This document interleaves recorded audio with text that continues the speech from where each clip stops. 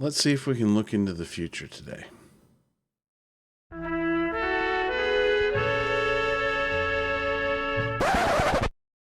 First of all, I want to say that I have not received any further comments or votes or whatever you want to call it about keeping the name or changing it to something else, so I'm going to go ahead and keep it. So Drunk Linux User it is. Welcome to the Drunk Linux User. I am Len. I am the Drunk Linux User. Today I'm going to talk about software, and I'm going to get over to my other page here. There's different varieties of software offered up by developers or companies. Shareware used to be a term that was used an awful lot early on, but you don't see that so much today. And there is a difference between shareware and freeware in that shareware usually came with a price of either monetary compensation or they would just kind of cripple the program a little bit so you couldn't get all the features unless you paid them extra for it. I'm going to leave this page up because it not only talks about shareware and freeware, but it also talks about things like freemium or lightware. I like that term lightware, by the way. Adware and malware, nagware or begware, which I never did care for that, but hey, there you go. Demoware, trialware, so on and so forth. Got a bug right in front of me. All right. So there, on the Windows side, you're going to see that there are still some sites that advertise for shareware. CNET's one of them. There are lots of different packages available as shareware, but again, it's a term that I think is being phased out.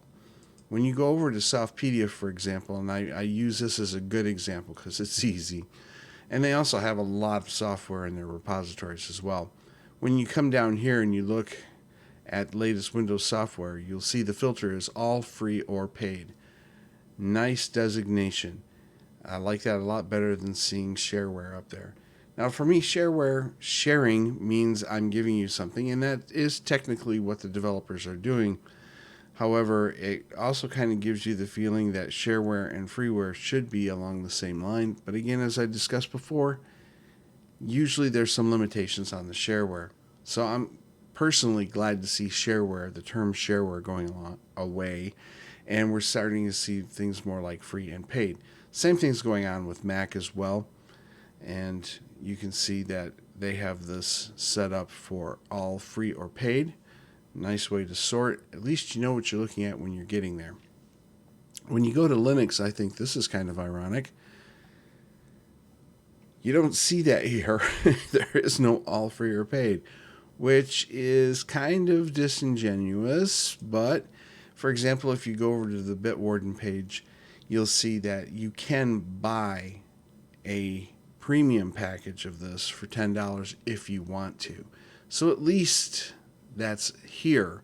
And maybe there just isn't that much paid software for Linux for Softpedia to try to keep track of it. Most of it may be freeware or free open source software, FOSS.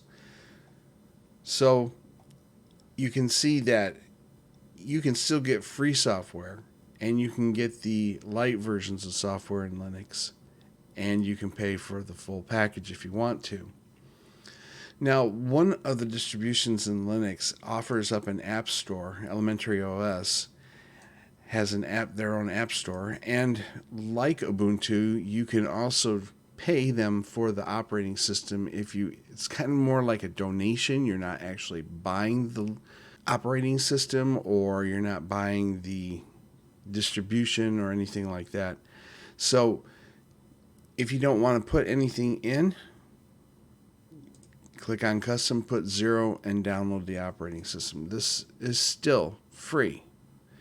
They also have an app center, and you can see on this picture that they have apps in their store that independent developers have made that they're putting pricing on.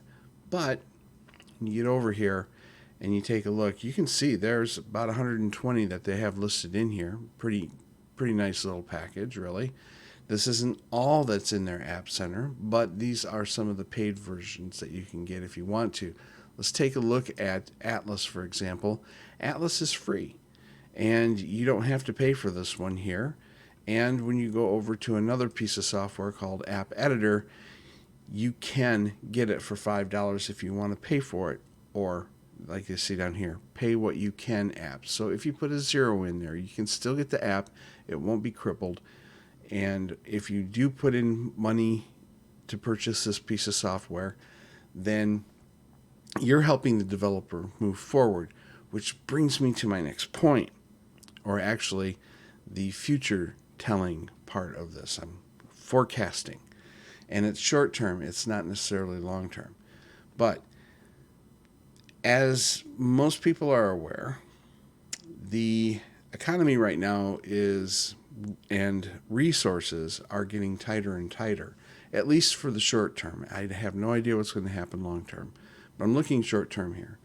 And if you're going to be a developer and you're looking to get your product out, again, as I said in the last show when I was talking about beta testing, that the developers are going to put this out for various reasons. Some are going to be doing it because they're students and they need to get a grade, or they have to be able to graduate, so they may be doing this, and it may stay free. The other reason could simply be it's a labor of love and somebody just really gets into making the software. And then you have the other reasons as well. But things are getting a little bit tighter. People's time is now starting to get crunched down a little bit further because maybe you have to take on 2 jobs. You don't have as much time to do the developing. Electricity costs are going up.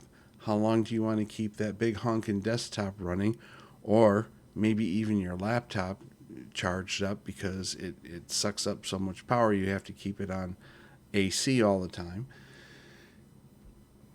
People got to eat. People have to pay their bills. So it's very possible that we might start seeing software that we had originally thought of as free or coming down the line that new developers or even existing developers are putting together that they may be charging for in the near future. This is something to be aware of. And I wouldn't be the least bit surprised if we don't start seeing something like that happening pretty soon. I'm not trying to do doom and gloom here, but I do appreciate the fact that people need to eat. Now, when it comes to the distributions, excuse me, you're going to still see large distributions such as Ubuntu and Fedora and even Manjaro, several other distributions that are going to remain free, and a lot of their software as well. For example, the GNOME software and KDE software, you'll probably see that remaining free for quite some time. Why? Because they have sponsorships and they've got huge corporations sponsoring them. And these huge corporations get a benefit out of it as well. For example, if Microsoft is giving money towards KDE for, say, Kdenlive, well, that's good advertising. And if it can also be run on Windows systems, then you've got something that you can offer on your platform as well. Apple will do the same thing. So the larger corporations and the really big conglomerates out there that want to invest in these pieces of software and distributions probably are not going to let up because they're going to benefit from it as well. A lot of open source stuff out there, a lot of it free, and even big companies want to save some money as well. So if they throw somebody a bone, they're going to get something for it. They're going to get something back. So I'm not too worried about that kind of thing. I'm talking about more like the new developers or the intermediate developers that are looking to try to get their presence out there, and maybe they have to charge for their software coming soon. I wouldn't be the least bit surprised. If you have that kind of discretionary income where you can help a developer, I strongly suggest you do. I have on occasion. I don't have that kind of discretionary income myself to be able to just float money out to everybody out there. Wish I could, because there's a lot of great stuff.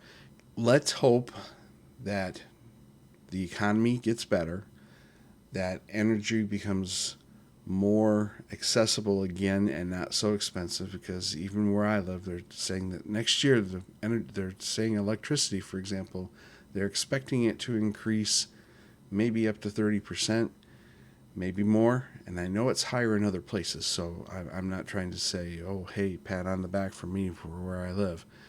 So basically, getting back to the original point, if you start noticing that things are starting to change, you can either stick with what you have and not upgrade to the next version, not download the new software that's coming along if you don't have the money, find an alternative, or help somebody out if you can. So let's leave this on our words of wisdom. Don't drive drunk, don't drink and drive, don't go to Amazon, eBay, or use MSN shopping all buzzed up thinking you're going to buy the latest, greatest, and coolest stuff. Probably not. And you need to pay for your food before you start paying for that kind of stuff, huh? All right, so bottoms up later, dudes.